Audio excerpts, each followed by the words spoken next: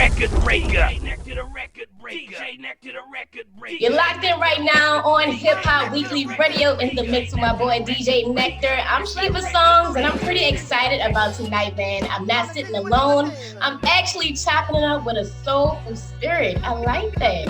My homie Alexi Paraschos. Nailed it. I nailed it? Yeah. Man, oh my gosh. Perfect. Perfect. I was like, I gotta get this right. But how you doing, Alexi? I'm very, very well. I'm very happy to be here. Thank you so much for having me on. It's a pleasure to be here. No problem. Thank you so much for taking the time out. I know you got a lot of stuff going on right now with your music career, and you're welcome to fatherhood.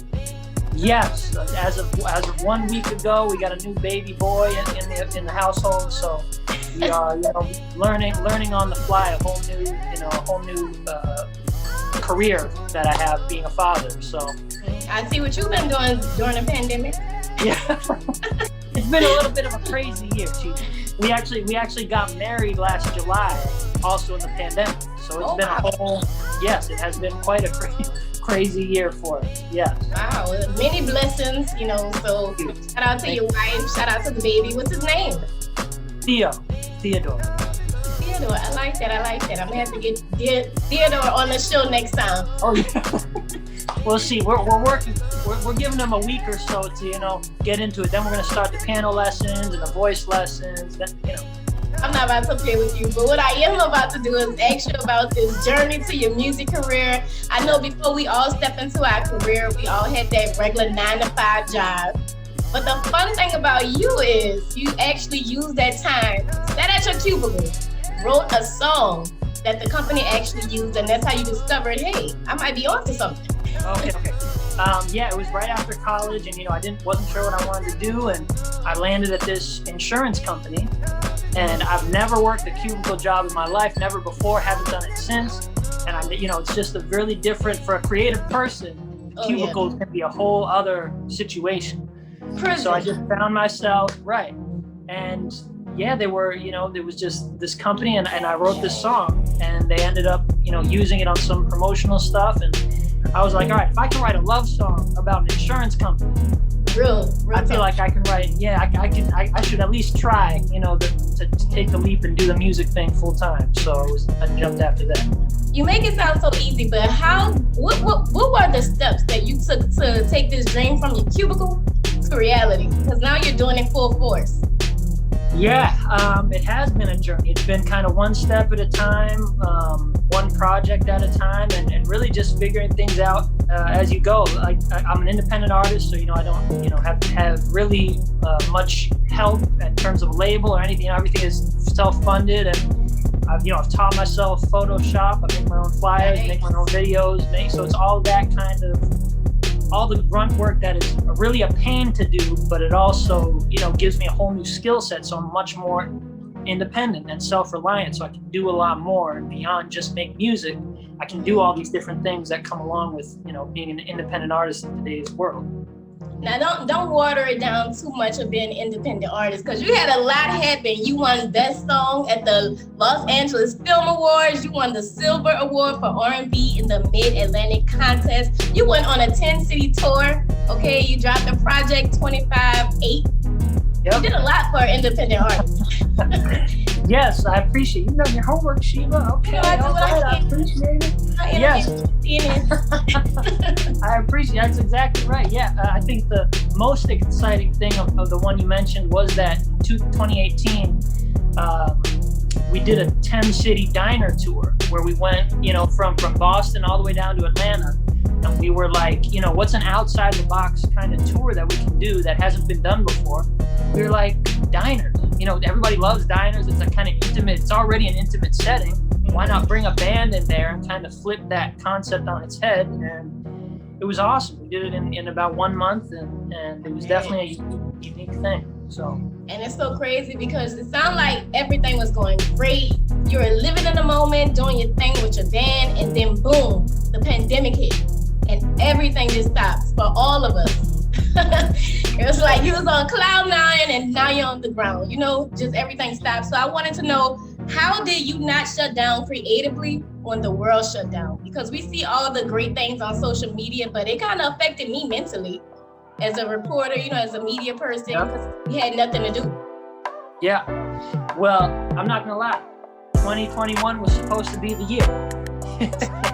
It was supposed to be the year. Professionally, I've been working on this album, Love Odyssey, and putting a lot of work into that, and the biggest thing I've ever done. And so it's gonna be all right. 2021 was the launch year, and then personally, like I was mentioning before, we had a wedding date planned for me and my fiance. It was gonna be in July 2021. Starting a family. So 2021 was supposed to be a big thing. And then when the pandemic hit, wedding was postponed, shut down. We ended up doing it, but in the park with only 4 people, 4 of our friends. And then creatively, we had to adjust and really reassess, replan our strategy for the rollout of the album. So it was definitely a crazy time. But I will say, thankfully, I'm here. We're here. Yeah. And we're healthy and we made it through. I don't want to take any of that. Yeah, froze a little bit. Yeah, you back. Yeah. I was just saying, obviously, I'm just thankful to be here. I think this last year was rough in a very, very serious way for people. So, all of the quote unquote hardships I had, that was nothing at the end of the day. Because at the end of the day, through a pandemic, you can say I had my child, I'm here, I'm living, I have a wife, and you got a new single with Jada, Love Odyssey. Yeah. 3, is it M11 son? Is that how you pronounce his name? Mason. Gotcha. So some good things have come out of this pandemic. How was working with those guys? It was incredible. It was so the short backstory was this album, Love Odyssey. Like I said, I was in this relationship, and we were working on this project. I wanted to start my next project, and I took about a month, and I was writing 2 songs a day, just writing. I had about 100 songs, and we narrowed them down. And when we were looking at what should the title of the album be, we realized they were all love songs, because I was in love and I was writing about my wife. So we were like, we gotta do something with love. And my background is Greek, so my father is from Greece, and I had just taken a trip to Greece, and so I was like, how can I incorporate this part of my life as well? And so that's how we landed on Love Odyssey. It worked out. Yes, and so it was at that time that I told my producer this needs to be next level. He put out the call and landed Jada Kiss. Did Jada Kiss make you say, aha? No, I left that to the professional. We left, but we got him to do it on, when we heard it on the track, we knew that it was official at that point. When we heard that. Whew. So we were lucky. He wrote an incredible verse for it. T3 from Slum Village wrote an incredible verse. And then the other cool thing about the pandemic is we were able to shoot a music video, because everybody was kind of hanging out at home. So we said, Jada, do you mind? Could we get you? So it was really, a highlight of my career, being able to meet with such incredible legends and be able to be on a song with them together. Now, I do love that your music is based off of love. A lot of times, I'm a writer as well, and I write a lot of heartbreak songs like, Mary J. Blige, but you speak highly of love. You reflect on the joy of love. So I want to know, what does love mean to you? Like, what is love, and how do you know when a person is genuinely giving that? Because we can get the two confused, especially during intimacy, stuff like that. Don't ask me how I know, okay? That sounds like some personal experience that you got there, shoot. Yes. I've definitely had my own journey in that regard, and I think it's all that journey, the ups and the downs, are all part of what give you the necessary insight to know when it's something real. And with Chelsea, who's my now wife, it was just, we met online, which is a, kind of current modern day way of meeting. And just from the moment, we were texting for about the first week, messaging through the app, and right away, you could just tell it was something different. Just the, the reactions and the, Now I need to know what app is this, because I'm gonna try it. Okay, it looks like it paid off for her. It did. It was okay, Cupid. It was nothing special or outside the box there. And, that is beautiful. Yeah, we just clicked. Tell them about her. And then we wrote, and that's another reason that I knew it was real, because I'd never written this many songs about about someone before. So yeah. So now, what is the plan for this new album? I know you probably pushed the release date back. Yes. Well, now that we're in the new year, we're starting to do kind of the one single at a time thing. So that Jadakiss track was really the first big one that we put out back in January, the music video. And now the next big one that we have coming out, we actually have a feature with Chrisette Michelle. Ooh, you got some heavy hitters. Yes. So that's another, crazy, legendary person to be able to work with. And so that'll be the next single, probably coming out next month, and probably in a couple weeks, actually. We'll put that out in the video. And so kind of one single at a time, and then hopefully in the fall, we're aiming to actually put out the whole album. Well, I'm excited. I'm gonna be on the lookout for it. I know your fans are as well. And I do also know you want to collaborate with a New Orleans native, my friend, PJ Morton. Oh my gosh. Yes, I gotta tell him. I gotta tell him about you. Let him know that you love a feature. Please do. I would love anything with PJ Morton. Tell me I'll play the spoons on one of his songs. I'll do whatever it takes to get a song with PJ Morton. Are you kidding me? Yes, no, he's been one of my favorite. We got to see him. My wife actually got me right before the pandemic when he was doing his Paul tour right in Philly, December 2019. We were able to go to the show and check it out, and yeah, it was amazing. I gotta see this happen because both of you guys are so soulful. I already know that track will be crazy. Oh my gosh, yes, I hope so. We're gonna speak it into the universe. I got you. Speak it in, yes, yeah. And I do also have some questions from your fans who found out I was actually interviewing you, and they wanted me to ask you a couple of things. Here we go. The first one is, they said, I know that Versus is coming up with Soulja Boy and Bow Wow. Who will Alexi be going for? What team are you on? Bow Wow or Soulja Boy? I'll go with Bow Wow. Okay. I'm not gonna lie. I don't know the arsenal too much of either of them, but I remember Bow Wow has a place in my heart because middle school. I feel like I grew up with some of his songs. Yeah, that used to be my boyfriend in middle school. He didn't know. Exactly right. So I gotta give it to him. Okay, Bow Wow. And the next question is, she asked, where did you meet your love? But you stated. Yep, online, and then we did our little date thing in person. But yes, online. Online, okay, ladies, we gotta do the online dating. It's not working out in person. Yeah.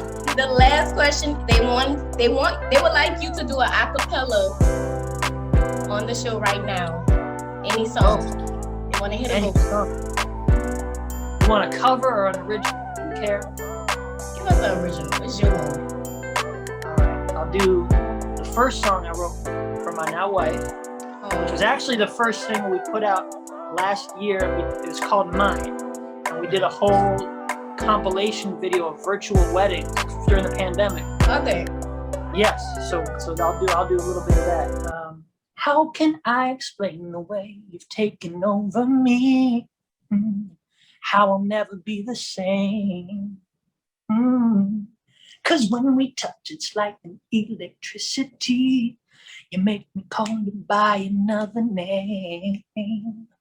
Wanna call you sexy lady. Wanna call you dynamite. Wanna call you baby one of a kind. Wanna call you baby girl. Wanna call you my whole world. You're everything, my lady, you're my queen. I'ma just call you mine, mine, mine. I'ma just call you mine, mine, mine. I'ma just call you mine, baby girl, you're mine. I'ma just call you mine. You're mine, you're mine. Yes, I see why she married you. I would have married you too. I love it. Thank you. Oh, what you was about to say? You about to say something? No. I was gonna say, I do what I can with what I got, and I put whatever tools I got to try to get her in. So. Well, it worked. Okay, and I love the fact that you got an album from it. All these awesome songs. Let the people know how they can listen to Love Odyssey and also be on the lookout for your upcoming album, which will be entitled Love Odyssey, right? Yep, name of the album is Love Odyssey. You can find me on all social media as Alexi Paraschos, Alexi, and then Paraschos, my long Greek last name. That's on Instagram, AlexiParaschos.com, YouTube, all of that. And then, the Spotify as well. And then the album will be coming out, Love Odyssey, will be coming out in fall. In the fall, you heard it right here first on Hip Hop Weekly Radio, my boy Alexi. Thank you so much for chopping it up with me, Alexi. I appreciate it. Absolutely. Thank you so much, Sheba, for having me. And until we meet again, tell the baby and the wifey I said hello, and you guys have a good day. Absolutely. Thank you so much, Sheba. Thank you. DJ next to the record breaker. Next to the record breaker. Next to the record breaker. DJ next to the record breaker. DJ next to the record breaker. DJ next to the record breaker. DJ next to the record breaker. DJ next to the record.